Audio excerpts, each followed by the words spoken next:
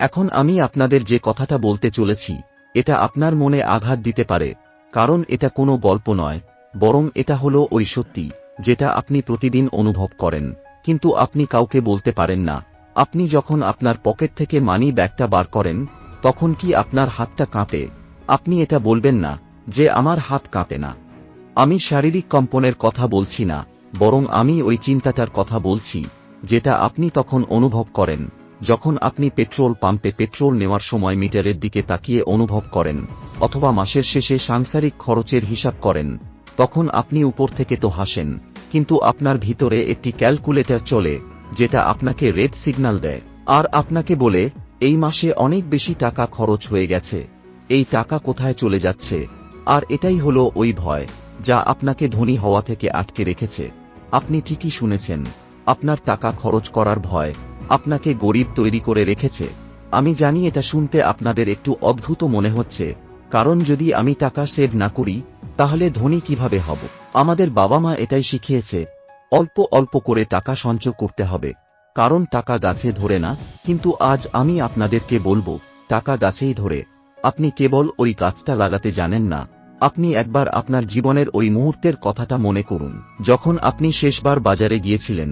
মনে করুন আপনি ফল কিনছিলেন অথবা সবজি কিনছিলেন, আর দোকানদার আপনাকে বলে আঙ্গুর 100 টাকা কেজি। আর এখন খেয়াল করুন ওই সময় আপনার ব্রেনে কি চলছিল? আপনি ওই আঙ্গুরের কোয়ালিটি দেখেননি, আপনি আপনার খিদের কথা চিন্তা করেননি, বরং আপনি সবার আগে এটা দেখেন, আমি কিভাবে এই আঙ্গুরের দাম কম করতে পারবো। আপনি বলেন 70 টাকা নিতে, দোকানদার বলে সম্ভব হবে না, আর আপনি বলেন ঠিক আছে 80 টাকা করে দিন, আর দোকানদার সবশেষে রাজি হয়ে যায়। আর আপনি ওই দোকানদারকে 80 টাকা দিয়ে দেন। তখন আপনি নিজের মধ্যে একটি অদ্ভুত জিতে যাওয়ার ফিলিংস অনুভব করেন। ফিরে এসে আপনার স্ত্রী অথবা মাকে গর্বের সঙ্গে বলেন, দোকানদার 100 টাকা চেয়েছিল, আমি তো 80 টাকাতেই নিয়ে এসেছি। কিন্তু আমি আপনাদেরকে জিজ্ঞেস করতে চাই, ওই 20 টাকা বাঁচাতে গিয়ে আপনি আপনার ভাইব্রেশনটার কি অবস্থা করেছেন? আপনি ওই 10 মিনিটের তর্কে নিজেকে এটা বিশ্বাস করিয়ে দিয়েছেন, আমার কাছে টাকার অভাব আছে, তাই আমাকে প্রতিটা টাকা এভাবেই বাঁচাতে হবে। আর আপনার এই যে গরিব হওয়ার ফিলিংস, এটাই হলো ওই জিনিস যা আপনার ভবিষ্যতের টাকাকে খেয়ে ফেলবে।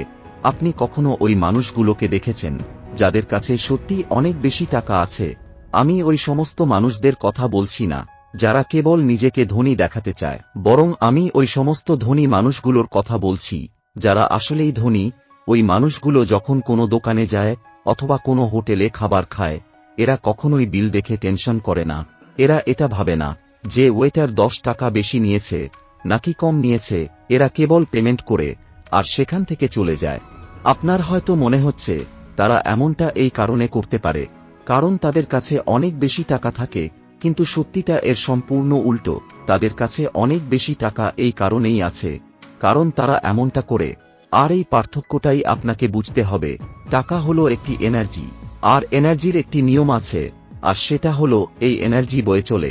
যেমন যদি আপনি জলকে আপনার মুঠোর মধ্যে বন্ধ করে রাখার চেষ্টা করেন, তাহলে ওই জল আপনার আঙ্গুলের ফাঁক দিয়ে বাইরে বেরিয়ে যাবে, কিন্তু যদি আপনি আপনার হাতটা খুলে দেন তাহলে ওই জল শান্ত হয়ে আপনার হাতে দাঁড়িয়ে পড়বে। আর এটাই হলো কারণ টাকা আপনার কাছে থেকে চলে যায়। আমি আপনাদের এখানে একটি উদাহরণ দিতে চাই, এটা আমি নিজের চোখেই দেখেছি। আমাদের এখানে একটি মানুষ ছিল, উনি যখনই রাস্তায় বার হতেন তখন নিজের পকেটে কিছু খুচর টাকা নিয়ে বার হতেন, আর রিক্সাওয়ালাকে কিছু টাকা বেশি দিয়ে দিতেন। কোনো বাচ্চা দেখতে পেলে তাকে চকলেট কিনে দিতেন। আর আমি ভাবতাম, এই মানুষটা কি পাগল? এই মানুষটা তার কষ্টের দ্বারা রোজগার করা টাকা এভাবেই কেন খরচ করে দিচ্ছে? এই টাকাটা তো সেভ করতে পারত, এফডি করতে পারত। কিন্তু আজ যখন আমি চিন্তা করি তখন একটি গভীর রহস্য বুঝতে পারি, ওই মানুষটার কাছে কখনোই টাকার অভাব হয়নি। ওই মানুষটির সন্তানরা ভালো জায়গায় সেটেল হয়ে গেছে, আর জীবনের শেষ দিন পর্যন্ত ওই মানুষটি রাজার মতোই বেঁচে ছিল। আর আপনারা কি জানেন ওই মানুষটার সঙ্গে এমনটা কেন হয়েছে? এর কারণ হলো, ওই মানুষটি কখনোই টাকাকে নিজের মালিক মনে করেনি, বরং সবসময় টাকাকে নিজের গোলাম মনে করেছে। ওই মানুষটি ইউনিভার্সকে এই সিগন্যাল দিয়েছে যে আমার কাছে অনেক আছে আর আমি দিতে পারি। আর যখন আপনি এই ব্রহ্মাণ্ডকে বলবেন আমার কাছে অনেক আছে, তখন এই ব্রহ্মাণ্ড আপনাকে আরো বেশি দেবে, যাতে আপনার ওই ভ্রমটা সত্যি হয়ে যায়। আর এটাকেই অ্যাবান্ডেন্স মাইন্ডসেট বলা হয়। আর এখন হয়তো নিশ্চয়ই আপনি ভাবছেন, এই কথাগুলো তো ঠিক আছে, কিন্তু যখন আমার পকেটে টাকাই নেই, তাহলে আমি খরচ কিভাবে করব? দেখুন, আপনার কথাটা সত্যি। আমি আপনাদেরকে এটা বলছি না যে কাল থেকেই আপনি জুয়া খেলবেন অথবা ফালতু কোনো জিনিস কিনবেন, বরং আমি আপনাদেরকে এটা বলতে চাইছি, আপনি যে উদ্দেশ্যে টাকা খরচ করছেন, ওই উদ্দেশ্যটাকে পরিবর্তন করে দিন।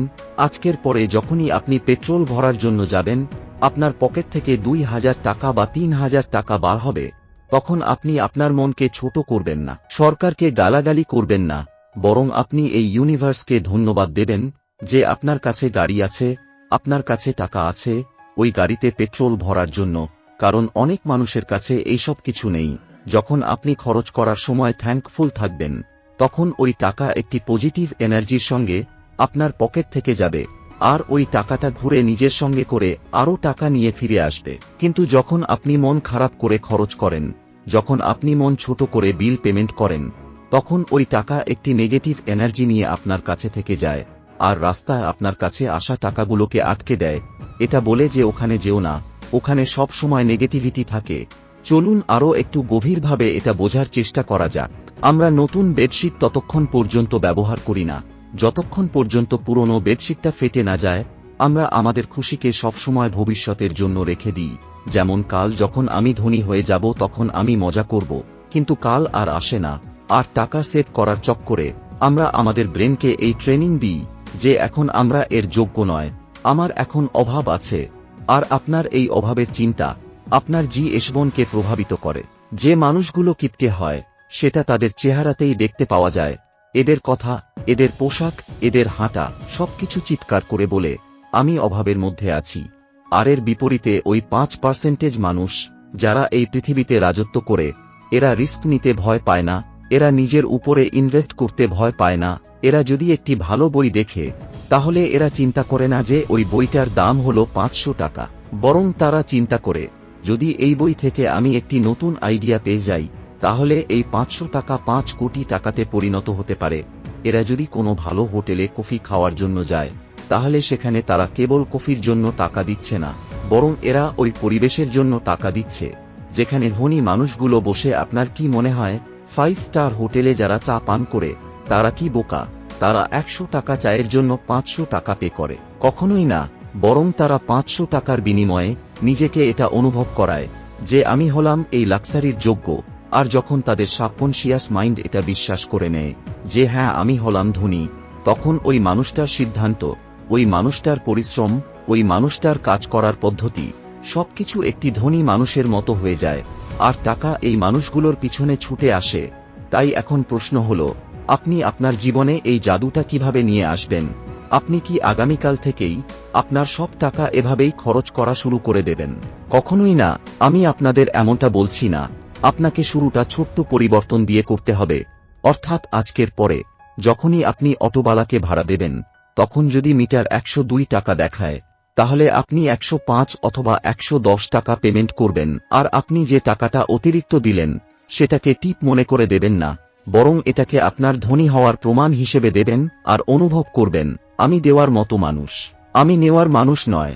যখন আপনি কোনো ওয়েটারকে 20 টাকা অথবা 50 টাকার টিপ দেন, তখন আপনি ওই ওয়েটারের উপরে কোনো দয়া করছেন না, বরং আপনি আপনার সাবকনশিয়াস মাইন্ডের প্রোগ্রামিংকে পরিবর্তন করছেন।